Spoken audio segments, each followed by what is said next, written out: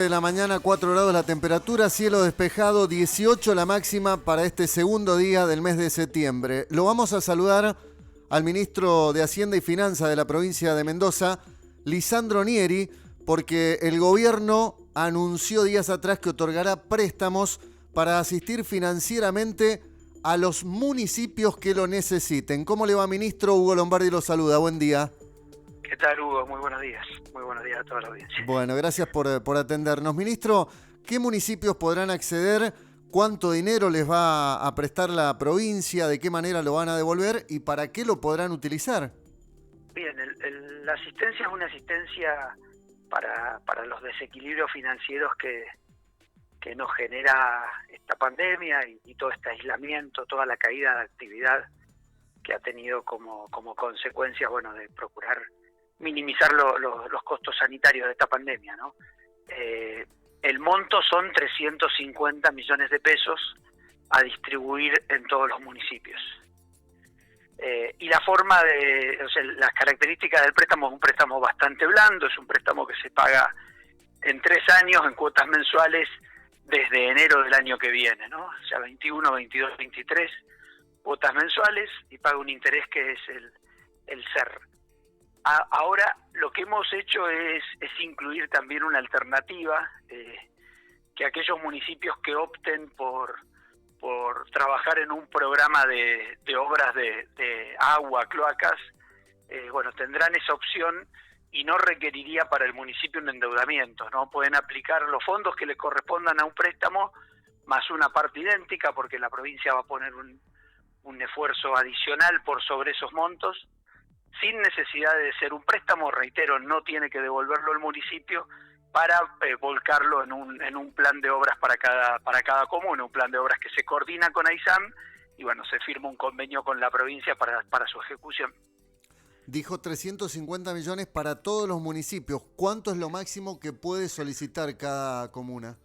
No, nosotros estamos, primero el municipio debe completar una serie de trámites y luego la distribución, estamos tomando el coeficiente, porque no hay ninguna duda que todas las comunas han tenido algún problema, digamos, fiscal producto de la menor recaudación, de la caída de la recaudación provincial, la caída de las tasas, la caída de la coparticipación nacional. La caída de esos recursos ha sido llamativa, muy alta. No sé si llamativa porque, bueno, es de esperar. Ante la ausencia de actividad está claro que esto sucede. Pero cualquier municipio puede justificar que ha tenido un desfasaje en sus finanzas por eso. Después tenemos comunas con una situación que afortunadamente con conducciones responsables que han tenido una responsabilidad en la administración de lo público, yo me animo a decir en el mismo sentido de que lo hizo la provincia, y bueno, están enfrentando esto con menores problemas. ¿Por qué? Porque tenían los recaudos necesarios para afrontar un problema pero tan grande como 6 meses, ya que es lo que llevamos de situación de distintas fases de aislamiento. Y es el caso claramente de Rivadavia, ¿no? Rivadavia, o si tomo, no quiero entrar en Rivadavia, Junín, dentro de los departamentos del este, han tenido situaciones de muchísimo orden y pueden enfrentar estas dificultades con mucha más previsión, ¿no? Porque tienen sus cuentas saneadas y pueden enfrentar este problema. Aquellas comunas que tuvieron administración irresponsable, bueno, lamentablemente es mucho más complejo sortear esta situación, ¿no? ¿De dónde proviene ese dinero que va a prestarle la provincia a los municipios? El gobierno nacional lanzó un programa de emergencia para las provincias. Es un programa que se lanza en abril, que bueno, tenía 2 componentes. Tenía el componente ATN, que son aportes del Tesoro, eran fondos que tenía el gobierno nacional que correspondían a las provincias y el gobierno nacional optó por distribuirlos. Esos fondos, cada vez que llegan, la provincia distribuye por porcentaje que le corresponde por coparticipación a los municipios, en un programa muy grande que lamentablemente todavía no se termina de desembolsar a las provincias. Tenemos todavía 1/3 de ese programa pendiente de desembolso. Cada vez que esos fondos llegan, lo primero que hacemos es distribuir la parte proporcional, la que le corresponde al municipio, que es casi el 20%, se le entregan a los municipios. Paralelamente había un programa de préstamos para desequilibrios. Acá nosotros hemos manifestado, públicamente la disconformidad respecto de cómo se distribuyeron, porque es exactamente, Hugo, lo que te estaba comentando hace unos minutos. Esta pandemia nos genera un problema muy grande a todos. Entonces nos parece injusto que aquellos que habían tomado los recaudos y habían sido responsables en sus administraciones reciban mucho menos fondos que aquellos que no lo eran. Vamos a ponerlo claro. Nosotros hoy tenemos una Mendoza con orden, no tenemos la Mendoza del 2015. Si nosotros tuviésemos la Mendoza del 2015, hoy claramente seríamos lo que es Chubut, ¿no?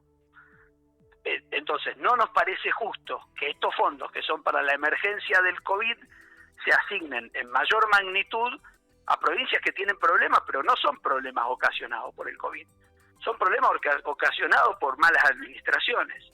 Y esta emergencia es para el COVID. Entonces, no vamos a hacer con los municipios algo distinto. No podemos decir, no, Rivadavia está ordenada, Rivadavia puede sortear un problema como el actual, entonces vamos a darle los fondos a aquellos municipios que tienen dificultades. No nos parece justo. ¿Por qué? Porque el fondo es para COVID, y COVID ha hecho un problema absolutamente en todos los fiscos, lo ha hecho en lo nacional, en las provincias y en los municipios. Entonces, al que estaba ordenado y lo empezó a complicar o le rompió esa zona de comodidad, de confort de ese orden. Entonces nos parece justo que tenga que ser proporcional la distribución de esos fondos. ¿Ya hay municipios que han buscado acceder a este préstamo? No, formalmente aún no, porque nosotros hemos publicado estos dos instrumentos, que son los dos instrumentos por los que se puede optar. Se publicaron el viernes. En la provincia tuvimos la necesidad de una ley para poder prestarle a los municipios, y el decreto que reglamenta esa ley se publicó el sábado, y la resolución de servicios públicos se publicó el día viernes. Entonces, formalmente aún no. Yo en conversaciones con algunos intendentes, más o menos me han adelantado, muchos de ellos ya nos han adelantado por qué camino van a optar, ¿no? También hay casos de municipios que no cuentan con una autorización para endeudarse, por ejemplo. Entonces, esta opción que estamos dando del plan de obras, además de las necesidades de obras que tiene cada comuna, puede ser importante para darle una alternativa, porque si no, aquellos que no tienen autorización de sus consejos, que es una autorización especial para contraer el endeudamiento, no podrían tomar estos fondos. Ahora tienen una alternativa, y claramente con las ventajas que son obras que el municipio necesita, y también un efecto importante en este actual contexto, que son obras que captan mano de obra, ¿no es cierto? ¿Es en pesos el endeudamiento que tomarían los municipios? Sí, por supuesto. Prestamos en las mismas condiciones que el gobierno nacional le presta a la provincia. Ministro, usted habló de una provincia ordenada, sin embargo hemos charlado en distintas oportunidades con referentes de la oposición, legisladores, que dicen Cornejo generó la mayor deuda de la historia en la provincia de Mendoza en los últimos años. ¿Cuál es la realidad? ¿Cuál es la verdadera situación? Se le falta el respeto a la gente cuando se habla, digamos, confundiendo. Una deuda se genera cuando hay un déficit. Vamos a ponerlo más claro. Si nosotros en nuestras casas, Hugo, tenemos el sueldo suficiente, digamos, como para funcionar todos los días, para comprar comida, para mandar los chicos al colegio, comprar los útiles, pagar la cuota de alguna actividad que hagan los niños, para el funcionamiento diario, ¿tenemos suficientes fondos? ¿Lo justo o nos sobran 2 pesos al final del mes? Si nosotros tomamos una deuda, ¿no es cierto? Si tomáramos una deuda, en todo caso, tendríamos la plata en el banco, para ponerlo como ejemplo. Si nosotros no nos alcanza la plata para vivir, y en Mendoza del 2010 al 2015, el 2010 poquito, el 2015 terminamos en un colapso, en un desastre fiscal. Creo que está a la luz de todos. Entonces, ¿por qué? Porque no podíamos pagar la actividad de los chicos, los útiles, la comida, con el sueldo que teníamos. Teníamos que salir a pedir prestado. ¿A quién le pedíamos prestado en el 2015? Para esos para nuestro funcionamiento de la casa que no nos alcanzaba, y no siempre fue deuda. Y cuando fue deuda mala. Vuelvo al ejemplo de la casa, pero tratemos de hacer el paralelismo de lo que nos pasaba en Mendoza 2010, insisto, termina explotado en 2015, termina en un Chubut 2019, en Mendoza 2015. ¿Qué hacíamos? Bueno, íbamos al almacén y le decíamos al señor, ya te lo voy a pagar. Y pasaron 8 meses y no se lo pagamos nunca. Eso no es deuda. O sea, realmente, insisto, a mí me llama la atención cuando se cuenta tan mal todo. Eso no es deuda, absolutamente es deuda. Cuando nosotros íbamos al banco, y cada vez íbamos peor al banco, cada vez íbamos a un banco menos formal y cada vez pagábamos tasas más altas, ¿no? Entonces íbamos al banco y le decíamos, préstame y te lo devuelvo a fin de año.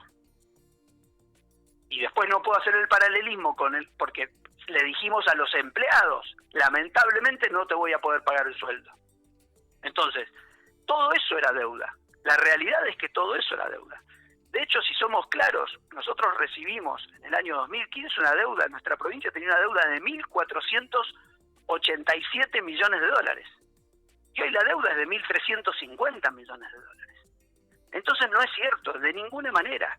Ahora, si la deuda tenía que ser pagada a tasas absurdas en 20 días, porque la verdad que en el 2015, cuando nosotros lo analizamos, la verdad que me aburre hablar de esto, porque con todo lo que tenemos por delante, con todas las dificultades que se esté haciendo casi parece situación de campaña, es absurdo, pero me parece muy, muy injusto que no se cuente la verdad a la gente, ¿no? Entonces, sí, ya he escuchado de esa, la deuda es un 400% más alta, la ponen en pesos. Hugo, ¿quién gana hoy lo mismo que ganaba hace 5 años? Absolutamente nadie. Ahora, si hace 5 años ganaba alguien 10.000 pesos y hoy gana 50.000, ¿puede decir que ha subido 500% su sueldo? De ninguna manera, sería una falta de respeto decir eso, porque los 50.000 compran lo equivalente a lo que compraban 10.000. Estoy poniendo números muy gruesos, ¿no? Pero hay que ver qué se puede hacer con esos fondos. Entonces, hablar de eso en pesos, la verdad que es faltar el respeto a la gente. ¿Cómo está el tema con la deuda con los bonistas, ministro? Bueno, son procesos complejos, ¿no? Podremos ver lo que el gran resultado que se termina obteniendo a nivel nacional, pero bueno, es un proceso que Argentina comenzó apenas asume el presidente Alberto Fernández, entonces es un proceso largo. Nosotros lo empezamos bastante después y además lo estamos trabajando muy sincronizado con el gobierno nacional, ¿no?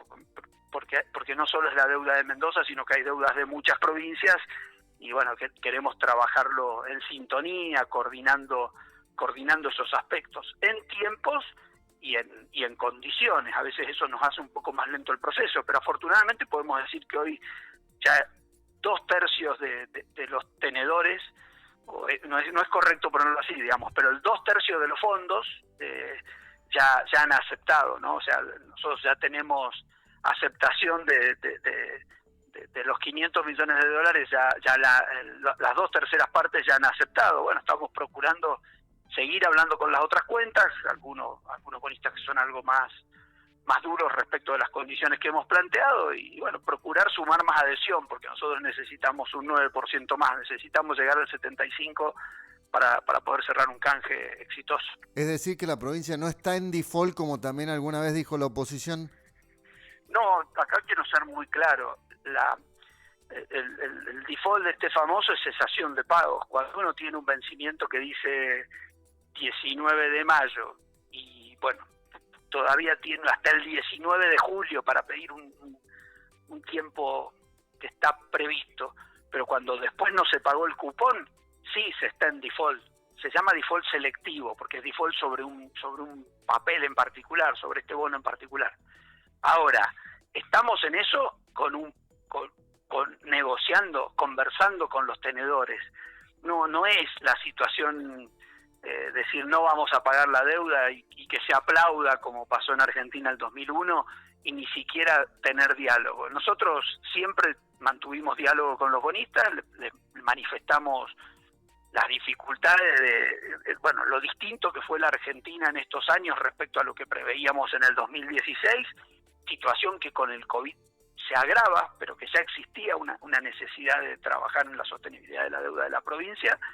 Y bueno, a partir de ahí empezamos a conversar qué podemos pagar, qué está acorde a nuestras capacidades, ¿no? Digamos, más tiempo, bajar la tasa, y estamos en una discusión. Ahora, sí ha sucedido un default, pero vuelvo al proceso Argentina, que es mucho más público.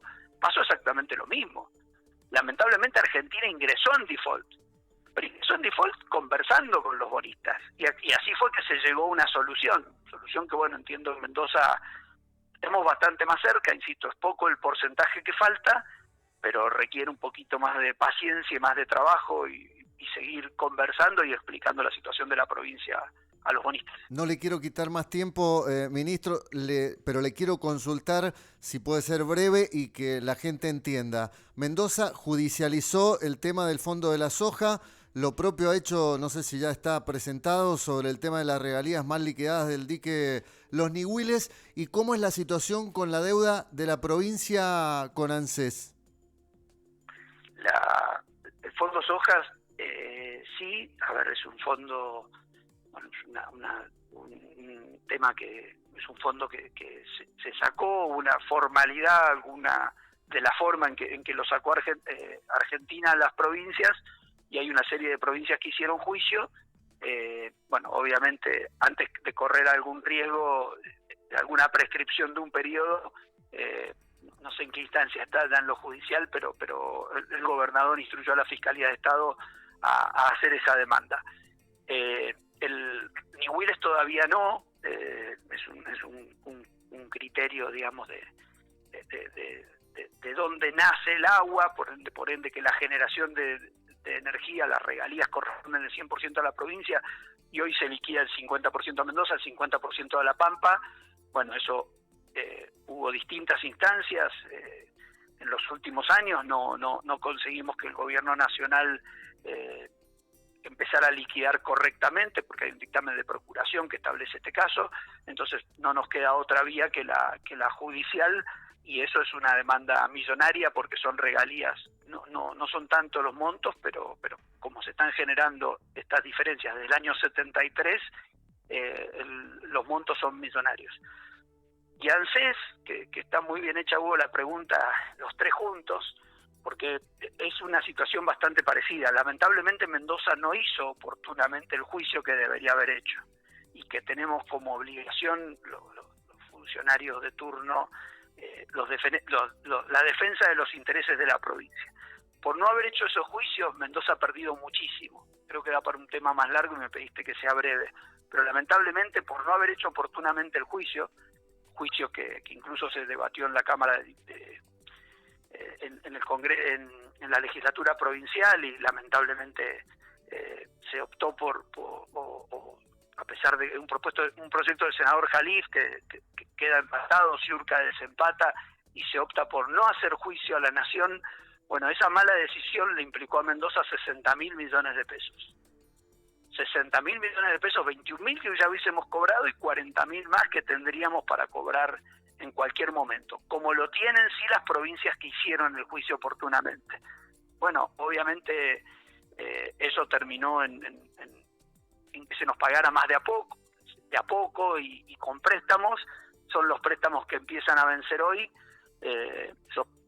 y que bueno, hoy tenemos un plazo algo mayor, pero mucho más corto. Hoy se nos dieron 45 días y una tasa que duplica la tasa que teníamos. Esperamos que esto se trate en el Congreso de la Nación y que podamos tener respuestas acordes a estos momentos. No estamos buscando sostenibilidad de las finanzas de las distintas, ya sea a nivel nacional, subnacional, y bueno, el tratamiento que estamos teniendo de parte de FGense ANSES es bastante, o sea, no se condice con la sostenibilidad que requieren las provincias, ¿no? Necesitamos mejores condiciones que las que están planteadas en el proyecto de ley. Entramos en la última etapa del año, en medio de una pandemia. ¿Hay recursos para insumos, para el sueldo del personal de la salud, de la seguridad y el resto de los empleados estatales? Sí, los recursos están pero muy golpeados. Los recursos de mayo tuvieron una caída fenomenal. No es tan severa la caída, no lo fue en abril ni lo es respecto de mayo, pero sigue siendo una situación muy pero muy compleja. afortunadamente estamos tomando todos los recaudos para lo importante, que no se resientan en lo más mínimo los servicios públicos, ¿no?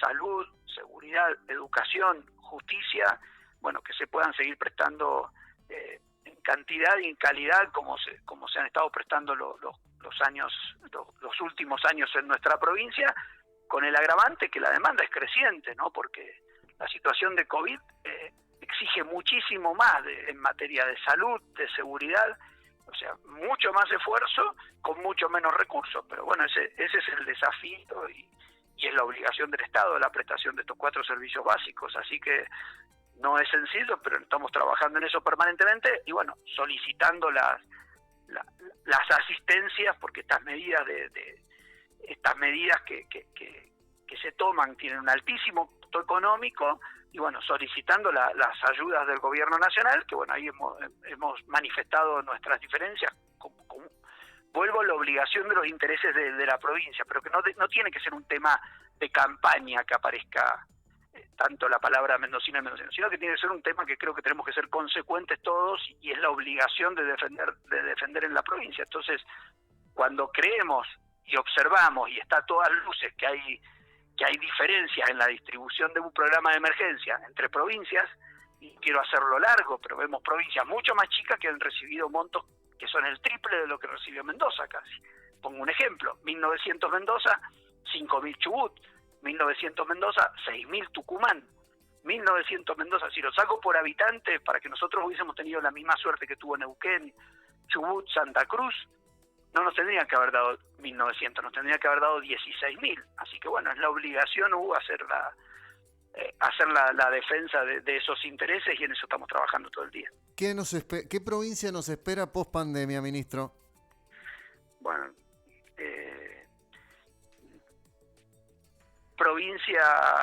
la provincia en lo macro no puede ser ajena al país, Hugo. Lamentablemente la situación macroeconómica, voy a hablar, un peso que hace un año valía $1, digamos, que valía, no me quiero meter en valores, pero tenía una devaluación fenomenal, un peso que se deprecia, una situación fiscal que bueno, que sigue gravando al sector productivo muy fuerte.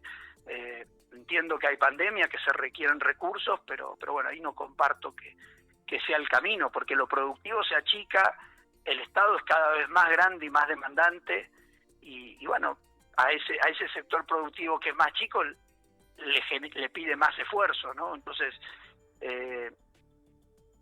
bueno, prefiero volver a lo fiscal, que es mi competencia, pero en materia económica, macronacional, tengo alguna preocupación, por supuesto que sí. Lo de la deuda lo celebramos, creo que es bueno, creo que da un horizonte financiero mucho más probable de ser cumplido, pero si Argentina no empieza a haber trabajo, no empieza a haber producción, no empieza a crecer, un problema que es de estos meses, pandemia por supuesto, que es de los meses anteriores a pandemia también estaba, los 4 años anteriores también, y si vamos 10 para atrás también. Lamentablemente Argentina hoy tiene el tamaño que tenía en 2008, es imposible trabajar de esa forma. Entonces, la verdad que si Argentina no empieza a funcionar, a trabajar, a producir, a premiar el trabajo, a procurar generar el trabajo y no solamente asistencias, y hoy tuvimos una buena noticia en materia de deuda y es el primer día de un problema futuro. Lamentablemente hay que decirlo, es una apreciación bastante personal, pero vemos la situación de lo que viene en lo económico, si este es el camino, con mucha preocupación. ¿Está garantizado el pago del aguinaldo? Eso el gobernador ya lo confirmó. Sí, por supuesto. Se estableció un cronograma, el primero de 4 de ese cronograma ya se confirmó que el día 16 se está pagando a los empleados con menores sueldos en la provincia. Para cerrar, ministro, se fue Lázaro, el subsecretario de Finanza y Hacienda del Ministerio. ¿Algún problema interno o una decisión personal? No, absolutamente, una decisión personal de Diego. Momentos difíciles en todo esto y bueno, una alternativa personal de de Diego Lázaro, un excelente profesional que optó por algún camino, algún desarrollo privado, una decisión absolutamente personal. Insisto, un excelente funcionario, la verdad que una pena, se siente en un momento que estamos trabajando, bueno, en el presupuesto, en el presupuesto del año 2021. Los momentos son todos difíciles. Cuando Diego me decía, tengo una decisión tomada, el cuándo, no, bueno, se priorizó su decisión personal y 100% personal y sin ningún tipo de inconveniente. Bueno, y me dio pie, ahora sí, la última, pues nombró usted justo presupuesto 2021. ¿Ya se está trabajando y cómo se hace con tanta incertidumbre? Bueno,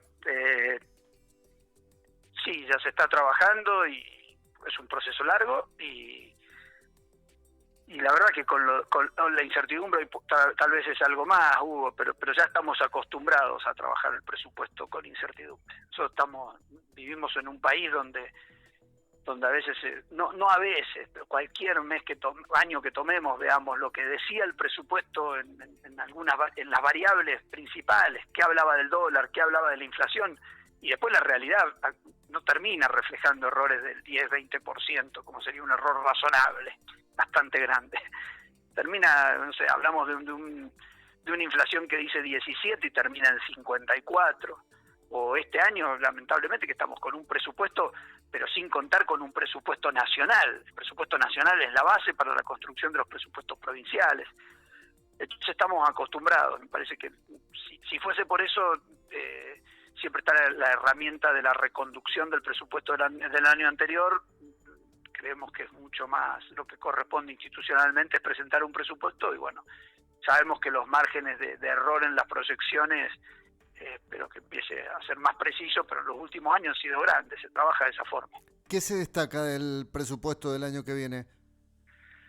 No, a ver, el presupuesto obviamente tiene este año pero muy atípico por lo que es pandemia y bueno, tratando de inferir, pensar lo que se puede venir el año que viene, pero bueno, también tiene algunas partes que son bastante constantes, que es la base del presupuesto, el gasto de la provincia en salarios hacia el 50% o algo más del gasto, y eso, bueno, primero son las bases todo lo que es lo fijo del presupuesto, y luego, bueno, todavía estamos en la primera etapa, pero la impronta que le quiera dar nuestro gobernador en toda la parte del plan de gestión. Recordemos que el presupuesto, hablamos del presupuesto, pero también está la ley impositiva y la ley de avalúo, y bueno, son un poco el programa económico a seguir el año que viene. Entonces ahí tenemos que incluir los principales aspectos y luego trabajar con la flexibilidad, que es lo que me comentabas al principio. ¿Cómo se hace con tanta incertidumbre? Bueno,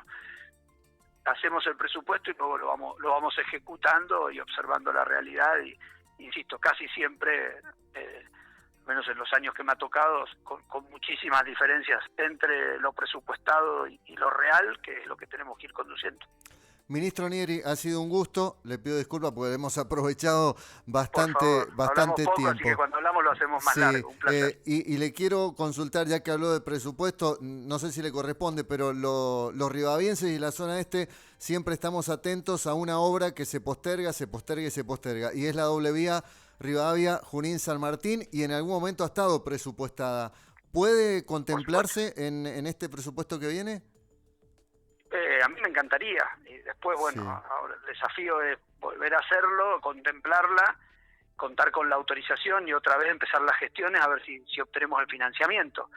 Creo que era el primer tramo de esa, eran 8 kilómetros. Sí. Los que se contemplaron se han discutido muchísimo, teníamos los fondos suficientes, era otro momento, ahora tenemos que volver a hablarlo y lamentablemente estas son las cuestiones, como dije más temprano, ¿no? Cada 2 años se habla de los mendocinos, pero después no se ejerce eso que se habla tanto. Lamentablemente no contamos, recuerdo que para autorizaciones de endeudamiento se requiere una mayoría especial y bueno, la oposición no acompañó ni en la doble vía y volviendo también para la zona este, ni en un acueducto ganadero. Entonces, la pregunta la respondo, pero la respuesta a eso la tiene que dar la oposición, porque nunca quiso aprobar este endeudamiento. Y si vuelvo al ejercicio ese que trataba de hacer de si nos alcanza con el sueldo para vivir, ahí estamos planteando sí de un endeudamiento. Pero en este caso, vuelvo al ejemplo, insisto, de la casa, nos estamos endeudando no para comprar útiles de los chicos, no para comprar alimentos, nos estamos endeudando para hacer una habitación más porque nos quedó chica la casa. Entonces, eso ya es otra cosa, porque es algo que nos queda, ¿no? Son trabajos públicos, son bienes de capital, son bienes como el caso del acueducto que van a permitir más crecimiento del sector ganadero, y esos son los recursos suficientes para poder devolver los créditos. Entonces, me parece que es totalmente distinto cuando hablamos de endeudamiento para obra que de endeudamiento para gasto corriente. Eso es claramente una de las pautas, cuando me preguntabas del presupuesto, que ya lo hemos dicho como una regla de oro, ¿no? No vamos a aceptar de ninguna manera un déficit corriente que requiera endeudarse para poder funcionar, nada más que para eso. Ministro Nieri, un gusto nuevamente, gracias, que tenga buen día. Muchísimas gracias, muy buenos días. Hasta luego. El ministro Lisandro Nieri, ministro de Hacienda y Finanzas de la provincia de Mendoza, pasando por varios temas. Bueno, está claro que dice que la responsabilidad de no hacer la doble vía, el acueducto, es de la oposición, de que es una situación difícil la que atraviesa Mendoza. No es la deuda, dijo, no es la deuda que dice la oposición la que tiene Mendoza, y que de alguna manera lo responsabilizan a Cornejo de haber sido él quien generó la mayor deuda de la historia de los últimos años en nuestra provincia. 9 de la mañana, 36 minutos. Antes de la pausa quiero aclarar algo, porque ayer circuló una noticia. Siempre es bueno ir a la fuente. Lo recalco, lo digo, y por eso nosotros lo hacemos. Ayer circuló una información, o por lo menos nos llegó a nosotros, de que la directora de Cultura, Educación y Turismo de la Municipalidad de Rivadavia, Silvana Francese, tiene COVID-19. Ella y su familia. Para que quede claro, a su esposo, al Pechuga, como todos lo conocen, que trabaja en el Hospital Saporiti, lo hisoparon en la tarde de ayer, porque empezó a tener síntomas, dolor de garganta y tos. Inmediatamente lo hisoparon. Digo esto porque le pedí autorización a Silvana para aclararlo. De lo contrario, si ella no me autorizaba, no lo decía hasta tanto tener el resultado del hisopado de su esposo. Entonces lo hisoparon ayer a las 3 de la tarde. Están aguardando si es positivo o negativo. Hoy ya no tenía tos, pasó bien la noche, no tuvo tos, sí continúa con dolor de garganta. Por tal motivo, está aislado en una habitación con baño, todo solo.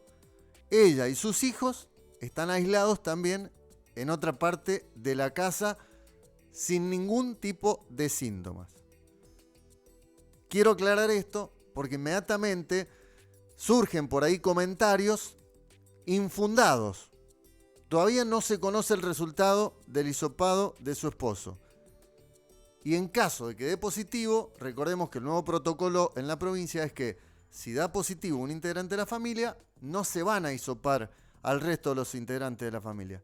Quedan aislados, cumpliendo también con la cuarentena como corresponde, y habrá que esperar 14 días, por supuesto, la evolución de quien dio positivo. En este caso, su marido. Pero no hay ningún resultado confirmado. Sí están aislados, tanto su marido en una habitación solo, con baño privado, y ella, Silvana, con sus hijos en otra parte de la vivienda. Pero no hay ningún resultado confirmado de que tengan COVID la familia. ¿Está claro? Lo digo, insisto, porque le pedí autorización, estuve mensajeándome con ella cuando llegué acá a la radio, y sí, efectivamente me dijo, comenzó con síntomas, su esposo, dolor de garganta, tos, lo hisoparon ayer y ahora hay que esperar el resultado. Por eso ella, sus hijos también están aislados y no está trabajando en la función municipal. Hasta tanto no tener el resultado, no hay que decir cosas que no son.